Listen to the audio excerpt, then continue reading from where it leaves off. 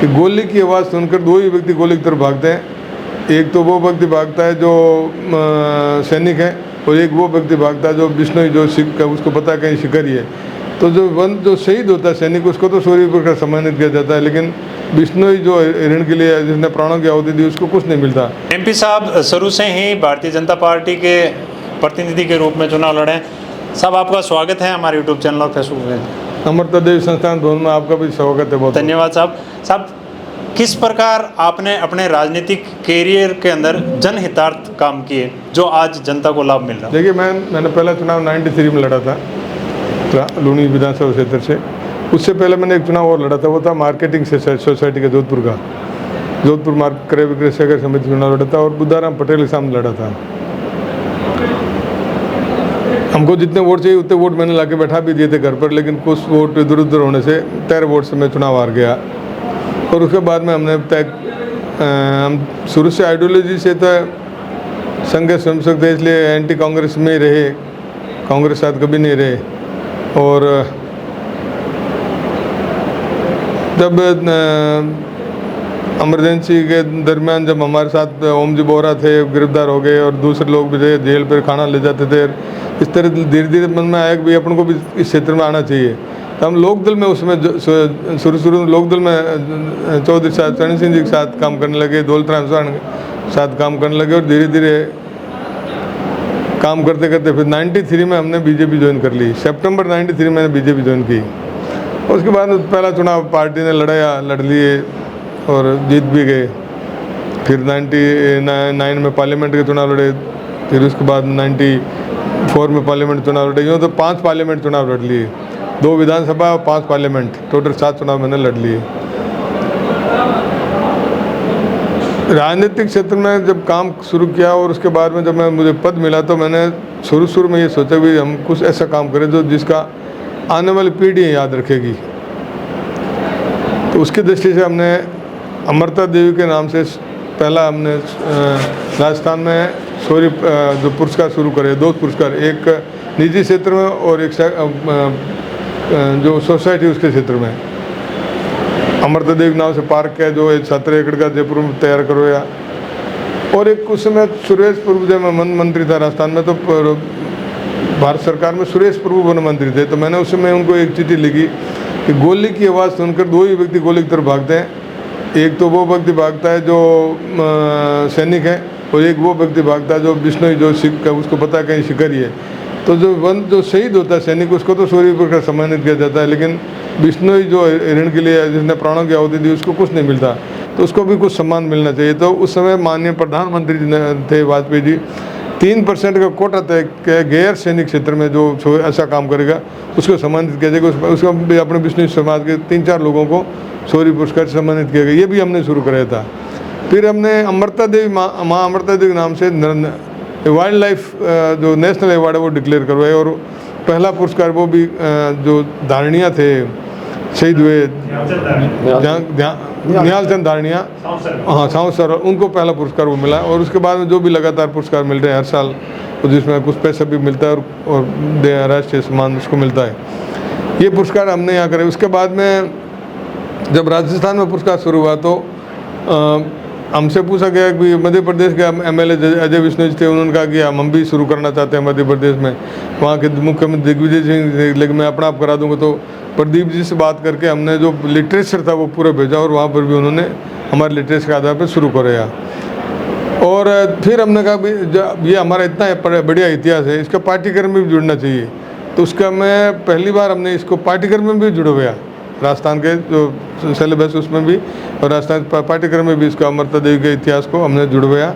और जो भी काम हम समाज के हिसाब से कर सकते हैं, अब जैसे अभी इस भवन में बैठे हो, इसमें भी हालांकि हमारी पूरी कमेटी है, लेकिन हमने सबसे पहले प्रदीप जी और 4 लोगों ने, हम 5 लोगों ने तय किया कि लेना चाहिए, ले लिया, ज़मीन ले ली। फिर सेकंड दूसरी ज़मीन ले ली। फिर MP को तो पैसा देना शुरू कर, आज सालना भवन बन गया, आपके सामने बना हुआ है। पार्क हमने उसमें कहा कि पार्क है, सरकार गोद दे रही है, तो हम अमृता देवी के नाम से हमने पार्क लेना तय किया। पार्क लेकर के उससे पहले हमने 1,25,000 दिए थे, मैंने ML कोटे दे करके बाउंड्री वॉल बनवाई। फिर हम कुछ पैसा चंदा करके फिर उसको और डेवलप किया, तो पार्क भी बनाया। तो जो भी काम कर सकते थे उस समय जो समाज हित में वो सारे काम हमने अपने स्तर पर हमने किए। जिस हिसाब से हम जिस संस्थान में बैठे हैं, इसकी शुरुआत में ऐसा था आपको कि अब जैसे समरतल फाउंडेशन वो एक सामाजिक संस्था, एक सामाजिक हित में शुरुआत हुई थी अमृता देवी के नाम से, तो ऐसा कभी सोचा था कि भाई इस प्रकार इतने बच्चे और जो उच्च शिक्षा हासिल करने में सक्षम नहीं हो उन परिवार के बच्चों को इस प्रकार का लाभ मिलेगा? इनिशियल स्टेज में तो हमने कहा कि भवन बना देते हैं, देखते हैं फिर क्या करना है। लेकिन एक योग संजोग से एक वो बच्चा है स्वर्ण बिश्नोई दुग्गर का, वो आया था, मैं बाहर बैठा था और बाहर बैठा था, आया कि मेरे पास में पैसा नहीं है, मेरे पिताजी एम्बुलेंस लेकर वो दुग्गर तो ओटा चलाते थे, उनकी डेथ हो गई, मेरे को पैसा अगर देती है, रहने की व्यवस्था आप करते हो तो मैं पढ़ाई करके मेरे परिवार का है जो पालन पोषण कर सकता हूँ और नौकरी मेरी लग सकती है और मेरे बहुत अच्छे परसेंटेज है। तब हमने निवेदन किया प्रदीप जी, मैंने कहा बैठ कर अपने बच्चों को यहाँ पर गरीब बच्चों को पढ़ना चाहिए। तो उसके बाद में लगातार ये इसको 30-40 बच्चे पढ़ते थे, उसमें करीब 30-35 लोग सरकारी मुलाजिम बन गए, 30-35 लोग सरकारी मुलाजिम बने यहाँ पढ़ करके, और कुछ नहीं नॉमिनल चार्ज लेते थे 200 से 250 रुपये महीने का, और उनको पढ़ा पूरी सुविधा दिया यहाँ पढ़ने की। तो ये शुरू में यही मतलब कहीं न कहीं जब सीखने को काम मिलता है तो आगे फिर विचार बदलता है, तो उस दृष्टि से भी बच्चों को रखना शुरू किया था। एक जिस हिसाब से अमृता देवी का जो बलिदान है वो विश्वविख्यात है, जो किसी से छूता नहीं है, और अमृता देवी के नाम पे बना ये पार्क जो आज बच्चों को शिक्षित करके उस ज्ञान की तरफ सर्जित कर रहा है। आपसे जिस हिसाब से बात हुई कि आपको सोशल मीडिया पे पता लगा कि वहाँ पे शिक्षा के ऊपर सेमिनार है और बच्चों को शिक्षा के लिए प्रोत्साहित करने का काम समरतल फाउंडेशन कर रही है। नहीं, मैं तो आज मरला जा रहा था तो आपका और एक ओम जी का देखा कि वहाँ पर कोई आज एग्ज़ाम हो रहा है, एग्ज़ाम का मैंने पढ़ा है, आया था सोशल मीडिया पे, बच्चों का एग्ज़ाम इनका सेपरेट काम है, समरतल फाउंडेशन का सेपरेट काम है। ये अपने बड़ा, क्योंकि मैंने देखा है, मैंने एक मेरे बेटे का 86% मार्क थे, तो हमारे वहाँ पर माउंट आबू में स्कूल थी, वो थी 10 तक 12th नहीं थी, तो फिर मैंने कहा अब इसको एडमिशन कराना, तो मैं वहाँ ले गया। तो वहाँ उसने कहा मेरी तो कट ऑफ 93% है, चोमा मैडम थी प्रिंसिपल RK स्कूल की DPS की 93। मैंने फिर उपराष्ट्रपति जी फ़ोन भी कराया, इधर कराया, तो उन्होंने कह दिया कि आपके तो 92.9% हो गए, तो मैं एडमिशन नहीं करती। तो ऐसे ही मैंने यहाँ पर 1-2 लोगों के लिए बात की, तो उन्होंने कहा हमारे तो एक सिस्टम है, इसके ऊपर हम नहीं जा सकते, जो सिस्टम है उस सिस्टम को हमको फॉलो करना पड़ता है, उस सिस्टम में जो आता है उसके लिए मना नहीं, और उस सिस्टम नहीं आता तो हम उसका एडमिशन नहीं कर सकते, माफ़ी मांग रहे थे किसी की सिफारिश हो। तो मुझे बहुत अच्छा लगा कि चलो एक बहुत बढ़िया नेक काम कर रहे हैं, और वो भी एक पारदर्शिता से कर रहे हैं। तो यूँ नहीं कह सकते कि भाई उसका हो गया हमारा नहीं हो, हमारा मतलब ये कहीं भी नहीं कह सकते। जो उसकी उनके जो इन्होंने जो गाइडलाइन तय कर रखी है उसमें जो आता है उसका एडमिशन पक्का होता है, इसमें कोई दो नहीं है, तो किसी की अप्रोच की ज़रूरत नहीं है, उसकी खुद की योग्यता की ज़रूरत है, उस जो योग्य होगा उसको लेते हैं। तो ये बहुत अच्छा था। तो हमको जब इन्होंने मांग की थी कि हमको चाहिए, तो मैंने प्रदीप जी से और इनसे धर्मेंद्र जी से बात की, इन लोगों ने बैठ कर तय किया कि नहीं हम दे देंगे, तो दे दिया। तो अच्छा है, उनको बहुत अच्छी सुविधा मिल गई, और नॉमिनल चार्ज है, लाइट का खर्चा है, मेंटेनेंस है, इतना आता है 2-3-4 लाख रुपये महीने का, वो लेते हैं, इनसे ज़्यादा कुछ नहीं लेते। मैं कितने लेते हैं? 2-4 लाख लेते हैं। समरतल फाउंडेशन ने अभी जैसा बताया था ना ओम जी ने भाषण में, 76 डॉक्टर तैयार किए, एक डॉक्टर की फीस 1 करोड़ है। 76 करोड़ को समाज का फ़ायदा दिलाया समरतल फाउंडेशन ने, और RS IAS में, एलाइड में, और कितने और अदर सर्विस में कितने गए, तो कल सोच भी नहीं सकते। तो ये काम यूनिक काम है। मतलब आप जो काम समरतल फाउंडेशन करी ना, जब भवन बन गए, दूसरा काम हो गया, शिलालेख लगे, वो मायने नहीं रखता। ये एक परिवार को निर्माण का काम है। जो जिस परिवार को आवश्यकता है, पैसा नहीं है, पढ़ा नहीं सकते, उन लोगों को यहाँ ला करके पढ़ा करके उनको योग्य बनाना और फिर अच्छी नौकरी के लिए कामयाब करना, ये बहुत बड़ा काम है। मैं तो कहता हूँ ये परमार्थ का काम भी है, समाज का काम भी है, सेवा का काम भी है, और जिसको कह सकते हैं कि एक अकल्पनीय काम है जो ये कर रहे हैं। उनके लिए सबको बहुत बहुत धन्यवाद देता हूँ कि दिन रात लग के अपना सब काम छोड़कर इसमें लगते हैं। तो ये सब लोग धन्यवाद के पात्र हैं। गुरुजी शिवदास जी शास्त्री जी भी हैं हमारे साथ। गुरुजी, आप भी जो रत्नाडा धर्मशाला हैं, पिछले दिन कुछ युवाओं का फ़ोन आया था कि धर्मशाला के रूम वगैरह खाली करवा रहे हैं, और कुछ धर्मशाला के अंदर अब क्या लक्ष्य हैं, क्या निर्माण कार्य है? पिछले कई दिनों से उस धर्मशाला को लेके मतलब चर्चा में है। धर्मशाला को लिए सुबह से 42-43 साल हो गए हैं, लेकिन पहले निर्माण नहीं था, भागीदार तरफ ध्यान नहीं दिया। जैसे वो अध्यक्ष थे, अच्छा काम था उनका, वो ऐसी कोई बात नहीं है, लेकिन उन्होंने ध्यान कम दिया। अभी हमारे पास साल भर हुआ है आने के बाद में पालते ही हमने, उन्होंने कहा भी पहले तो छात्रावास खाली कराएंगे। छात्रावास पीछे कई 9 साल से रहे, कोई 10 साल से रह रहे हैं, तो उसको खाली कराया जाए। हमारी कोई ऐसे द्वेष भावना से नहीं कराया है, सब छात्रों का हम विकास चाहते हैं, समाज के विकास सब चाहते हैं, और वही हम करना चाहते हैं। तो उसी अनुसार हमने खाली कराया। खाली कराने के बाद उसको निर्माण कराएंगे। ऊपर लाइब्रेरी बन रही है 40 लाख की, वो लाइब्रेरी बना के समरातल फाउंडेशन को देंगे। हम इनसे बातचीत कर ली है, तो इनको ही सौंपेंगे हम। वो काम चल रहा है, हम अच्छा काम करेंगे धर्मशाला में, कोई ऐसी कोई बात नहीं, समाज के हिसाब से काम करेंगे। जो हमारी कमेटी बैठ के जो निर्णय करेगी उसके अनुसार हम काम करें, विकास करेंगे। पावटा के अंदर एक ऐसा ही छात्रावास है, वो तो समाज के लोग बैठ के जो कोई फैसला करेंगे तो उसमें हम सब सहमत हैं, ऐसी कोई बात नहीं है, होना चाहिए। बहुत पुरानी वो भी जमीन, एक प्राइम लोकेशन पे है, करोड़ों रुपये की जमीन ओली पड़ी है, और कोई उसके अंदर रहता है, वो जो तकड़ा हुआ रहता है बस, जिसकी लाठी उसकी भैंस है, ये सिस्टम हो रहा है। लेकिन समाज का नया काम करने के लिए समाज एकत्रित होकर उस पर विचार करना चाहिए और उसको निर्माण नया कराना चाहिए, तो हम समझाते हैं। वो भी आम लोगों के लिए उपयोग हो तो कहीं ना कहीं देखो विचार करेंगे हम, उसका 1-2 साल से उसका भी विचार करेंगे। नहीं हम आएंगे क्यों नहीं, हम आएंगे जरूर आएंगे। नहीं हम आएंगे, जमीन वो पहली पुरानी है, ले रखी है हमारे गुरुजों ने। वो जमीन किसकी, किस 5 नाम से 5 आदमी नाम रजिस्ट्री है, और समाज की जमीन है, रजिस्ट्री है 5 आदमी है, समाज की जमीन है, व्यक्तिगत नहीं है किसी की भी। समाज की जो मौजूदा समय में ज़मीन है, एमपी साहब आपने जिस समय में ली थी उस समय समाज की परिस्थितियाँ इतनी बड़ी इस ज़मीन को खरीदने की थी क्या? नहीं, उस समय नहीं थी। ये तो पूछो ना, हमारी बड़ी बुरी हालत थी हमारे यहाँ। ये पीके साहब ज़्यादा पता मेरे से भी, इनसे पूछो आप, ये पूरी जानकारी दे देंगे आप, क्या क्या किन परिस्थितियों हमने ये ली है। क्योंकि साहब क्या जब ये ज़मीन ली थी उस समय इतना चंदा इकट्ठा करना और ये परिस्थितियाँ थी समाज के पास, जिस स्थिति पे समाज आज है उस समय क्या इतना सक्षम था? ये एक हमारी कल्पना थी कि 1994-95 में जब हमने अमृता देवी विश्नोई पर्यावरण संस्थान का गठन किया, तो आम लोगों की भावना थी और एमपी साहब आदरणीय जसवंत सिंह जी की प्रेरणा थी कि हमें एक संस्था का गठन करना है जिससे कि हम कुछ सामाजिक कार्य कर सकें और कोई पत्रिका का भी प्रकाशन कर सकें। लेकिन पत्रिका का प्रकाशन हम नहीं कर पाए। लेकिन संस्था के गठन के बाद हमने एक लोगों की भावनाओं के अनुसार विचार बनाया कि संस्थान का खुद का एक प्रांगण हो जो एक सामुदायिक भवन के रूप में विकसित हो, और उसके लिए कार्य योजना हाथ में ली। तो मैं शुरुआत में जो लादू राम जी हाउसिंग बोर्ड में सहायक प्रशासनिक अधिकारी थे, उनसे संपर्क में आया, तो उन्होंने कहा हाउसिंग बोर्ड के पास ज़मीन है, आप देखो। तो मैं मोटरसाइकिल लेके इस बेल्ट में घूमा, उन्होंने 3-4 नक्शे दिए। ये खेजड़ियाँ थी छोटी छोटी, मैं 1 घंटा इस खेजड़ी के नीचे बैठा रहा और मेरे को लगा कि ये जगह 3 तरफ से खुली है और ये जगह यदि बनती है, मिलती है, तो इससे बढ़िया कुछ नहीं होगा। मैं वापस हाउसिंग बोर्ड ऑफिस गया और उनको ये बताया कि इसको फाइनल आप करने के लिए क्या करना होगा। फिर मैंने वहीं से आदरणीय एमपी साहब जसवंत सिंह जी, जब आप मंत्री थे तब आपसे बात की कि ज़मीन ये देखिए, तो आपने कहा उसके लिए मैं बात करता हूँ। जब सत्यनारायण जी गुप्ता हाउसिंग बोर्ड के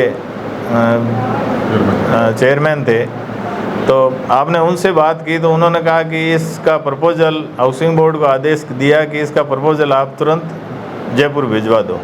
हम दूसरे दिन लादू राम जी और मैं जयपुर गए, और जयपुर में हम आपके वहाँ गए, आप फिर साथ चले और सत्यनारायण जी के घर गए। तो उन्होंने, चेयरमैन साहब ने तुरंत जो वो फाइल उन्होंने मंगा रखी थी उस पर उन्होंने तुरंत फैसला लिया कि ये जल्दी ही हम आपको आवंटन कर देंगे। थोड़े दिनों में आवंटन के आदेश आए। आदेश आने के बाद में उसमें कुछ अंश राशि जमा करानी थी जो 10,000 और कुछ रुपए थी, वो हमने जमा करा दी। उसके बाद शेष राशि हमें जमा करानी थी। उस दौरान में वापस चुनाव आ गए, चुनाव में लग गए और पैसा इकट्ठा समाज से कर नहीं पाए, और उस स्थिति में इसका आवंटन निरस्त कर दिया गया। निरस्त होने के बाद चुनाव भी हार गए और आवंटन भी निरस्त हो गया, सरकार भी बदल गई। लेकिन हमने इसकी जो लेने की इच्छा थी उसको त्यागा नहीं था। हमने आगे प्रयास किए, इधर उधर बात की, देखा कहाँ से क्या होगा। तब ये बात सामने आई कि आदरणीय मान सिंह जी देवड़ा साहब अभी चेयरमैन है और उनसे मदद लेने के बाद ये ज़मीन फाइनल हो सकती है। तो उस स्थिति में समिति के संस्था के सभी लोगों ने चर्चा करने के बाद तय किया कि इसमें आदरणीय पूनम चंद जी साहब का सहयोग लिया जाए। हम लोग आदरणीय पूनम चंद साहब के घर गए और उन्होंने बिल्कुल तुरंत प्रभाव से कहा कि देवड़ा साहब के साथ अपन साथ चलेंगे वहाँ। उन्होंने फ़ोन से बात की और उसके बाद में देवड़ा साहब, एमपी साहब, 5-6 जने हम लोग, उस समय मांगीलाल जी आप भी साथ ही थे, और धर्मेंद्र जी, हम लोग साथ में जाके देवड़ा साहब के घर गए। तो मैं धन्यवाद ज्ञापित करता हूँ उन आत्माओं को, आदरणीय पूनम चंद जी और देवड़ा साहब को। देवड़ा साहब ने कहा कि पूनम चंद जी साहब मुझे बता देते, आपसे आने से पहले मैं घर आ जाता। और उन्होंने वहाँ मान सम्मान के साथ हमें वहाँ बैठाया और बैठाने के बाद उन्होंने कहा कि ये आपका प्रस्ताव है और इसको तुरंत मैं स्वीकार करता हूँ। फिर हमने कहा कि सर एक बात और है, जो ज़मीन हमें पहले आवंटन की वो आधा हिस्सा था और मुख्य हिस्सा किसी दूसरे संस्था के आवेदन पर चर्चा चल रही है, और आपसे निवेदन रहेगा कि वो भी हमें आप आवंटन कर दें तो बहुत बढ़िया रहेगा। तो आदरणीय पूनम चंद जी साहब के निवेदन पर उन्होंने कहा कि नहीं, आगे की ज़मीन भी हमें दी जाए। तो देवड़ा साहब ने कहा कि मैं आपको दूंगा। तो फिर आदरणीय पूनम चंद साहब ने, देवड़ा साहब ने और जसवंत सिंह जी ने वहीं बैठ के तय किया कि साहब ये आप तुरंत कार्रवाई करें और इसका शिलान्यास हम आपके हाथों से ही कराना चाहते हैं। और बहुत जल्दी वो ज़मीन अलॉट हुई और फिर हमें वो सहायता राशि इकट्ठे करने की बात आई। तो संस्था के सभी लोगों ने अच्छा सहयोग किया और जैसे तैसे उस समय करीब 9.5-10 लाख रुपए का अमाउंट था, वो इकट्ठा करके हमने जमा कराया। और जमा कराने के बाद दूसरी ज़मीन भी मिल गई। और ज़मीन अलॉट होने के बाद में ज़्यादातर सरकारी योजनाओं से उस समय एमपी साहब का बड़ा योगदान रहा, सांसद कोष से पैसा मिला। और उस समय ही हमारे अध्यक्ष जी धर्मेंद्र जी बेनीवाल जी और कमलेश जी पुरोहित जी, ये लोग वहाँ यूआईटी में ट्रस्टी बन गए। और उनके सहयोग से जगदीश जी कड़ेला, उन लोगों ने बड़ा यूँ अपनापन लेके इस संस्था के लिए सहयोग किया। राजेंद्र जी गहलोत साहब ने इस प्रस्ताव को तुरंत माना और उन्होंने बहुत बड़ा योगदान दिया। ये इसमें ज़्यादातर जो संस्थान भवन बने हैं यूआईटी के माध्यम से बने हैं और बाकी के जो है सांसद कोष से मिले हैं। और उसके बाद में जो मुख्य द्वार है वो आदरणीय एमपी साहब ने अपने परिवार की तरफ से 3.25 लाख रुपए का योगदान करके इसका निर्माण करवाया। और बाकी जो भामाशाह है उनसे राशि ली, जो बिल्डिंग बना के बैंक को दी, जो बैंक से हमें कुछ सहायता राशि भी मिल रही है।